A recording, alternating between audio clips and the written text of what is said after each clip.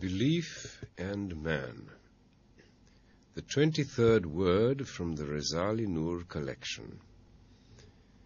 This word contains 2 chapters. In the name of God, the merciful, the compassionate. Indeed, we have created man on the most excellent of patterns, then sent him down to the lowest of the low, except those who believe and do good deeds. First chapter. We shall explain in 5 points only 5 of the virtues of belief out of thousands. First point. Through the light of belief, man rises to the highest of the high and acquires a value worthy of paradise. And through the darkness of unbelief, he descends to the lowest of the low and falls to a position fit for hell. For belief connects man to the all-glorious Maker. It is a relation. Thus, man acquires value by virtue of the divine art and inscriptions of the dominical names, which become apparent in him through belief.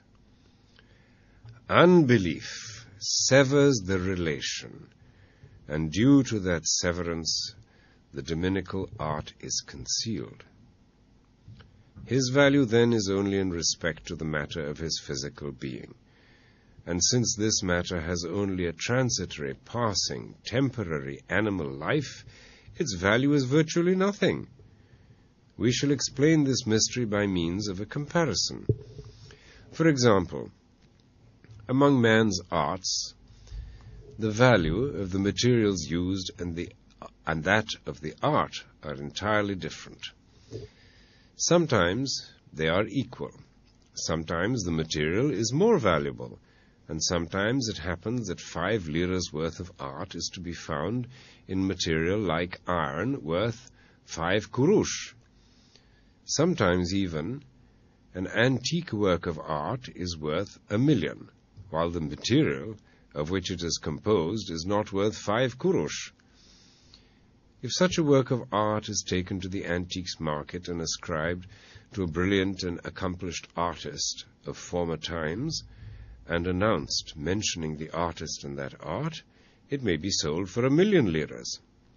Whereas, if it is taken to the scrap dealers, the only price received will be for the 5 kuresh's worth of iron. Thus, man is such an antique work of art of Almighty God. He is a most subtle and graceful miracle of His power, whom He created to manifest all His names and their inscriptions in the form of a miniature specimen of the universe. If the light of belief enters his being, all the meaningful inscriptions on him may be read. As one who believes, he reads them consciously, and through that relation causes others to read them. That is to say, the dominical art in man becomes apparent through meanings like, I am the creature and artifact of the all-glorious Maker. I manifest His mercy and munificence. That is belief, which consists of being connected to the Maker, makes apparent all the works of art in man. Man's value is in accordance with that dominical art, and by virtue of being a mirror to the eternally besought one. In this respect, insignificant man becomes God's addressee and a guest of the Sustainer, worthy of paradise, superior to all other creatures. However, should unbelief, which consists of the severance of the relation, enter man's being, then all those meaningful inscriptions of the divine names are plunged into darkness and become illegible. For if the Maker is forgotten, the spiritual aspects which look to him will not be comprehended. They will be as though reversed. The majority of those meaningful, sublime arts and elevated inscriptions will be hidden. The remainder, those that may be seen with the eye, will be attributed to lowly causes, nature, and chance, and will become utterly devoid of value. While they are all brilliant diamonds, they become dull pieces of glass.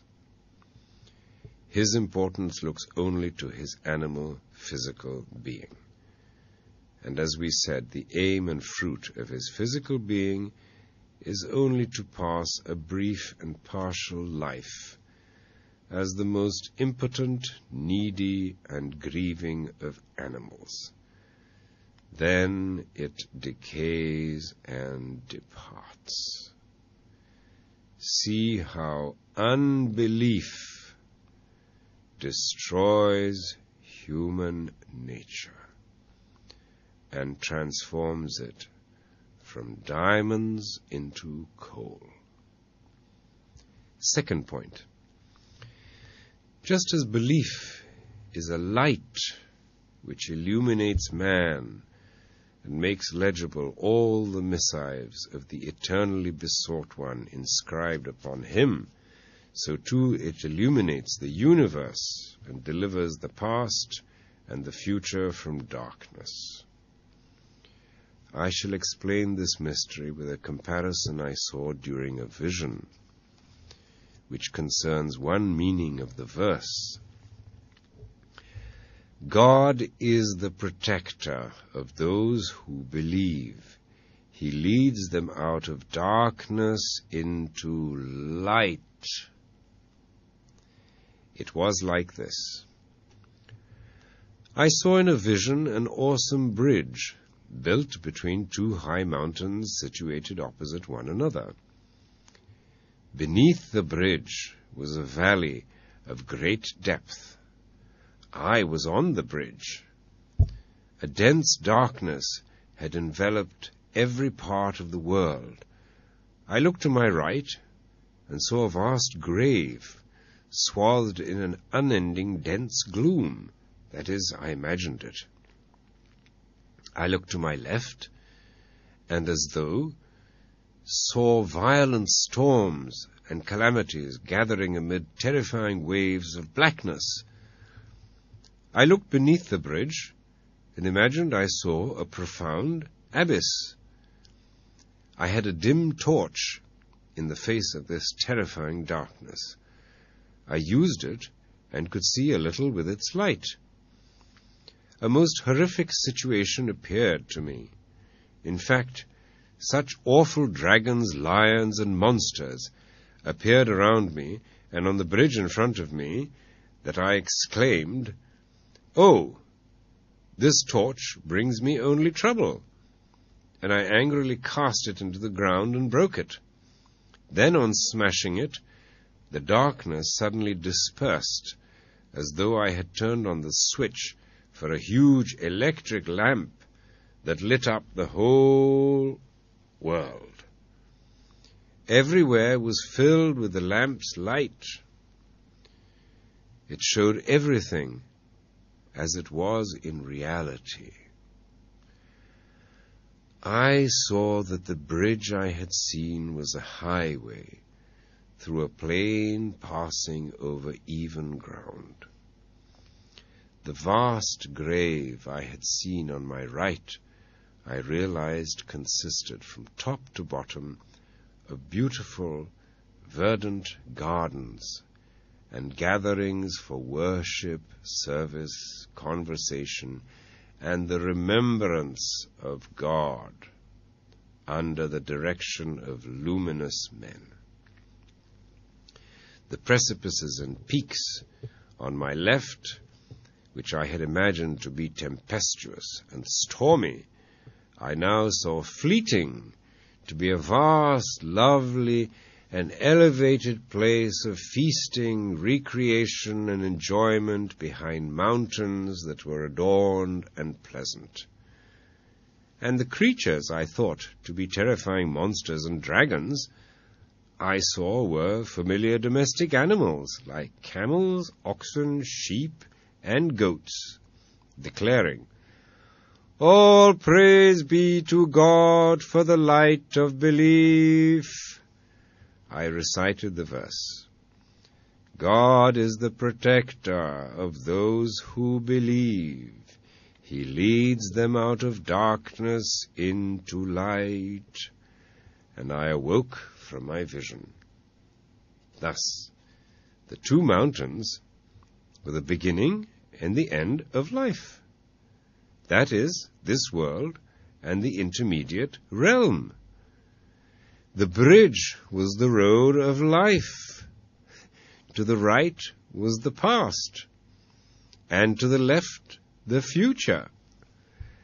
As for the small torch, it was the human ego, which is egotistical, relies on what it knows, and does not heed the heavenly revelation. Oh, the things imagined to be the monsters with the events and strange creatures of the world. Thus, one who relies on his ego falls into the darkness of heedlessness and is afflicted with the blackness of misguidance, resembles my first state in the vision, which, like with the pocket torch and due to deficient and misguided knowledge, saw the past in the form a huge grave, amid darkness imbued with non-existence. It showed the future to be a stormy and desolate wasteland governed by coincidence and events and beings, which are all submissive officials of one all-wise and all-compassionate to be monsters. Such a person as though manifests the verse, and those who reject belief, their protectors are the evil ones. They lead them out of light into darkness. But if such a man attains to divine guidance and belief enters his heart, and if the tyranny of his soul is smashed and he heeds God's book, he will resemble my second state in the vision. Then the universe will suddenly take on the color of day and be filled with divine light. The world will recite the verse, "God is the light of the heavens and the earth." Then he will see with the eye of the heart that the past is not a vast grave, but where the groups of purified spirits who each century have performed their duties of worship under the leadership of a prophet or saint exclaim, "God is most great." On completion of the duties of their lives and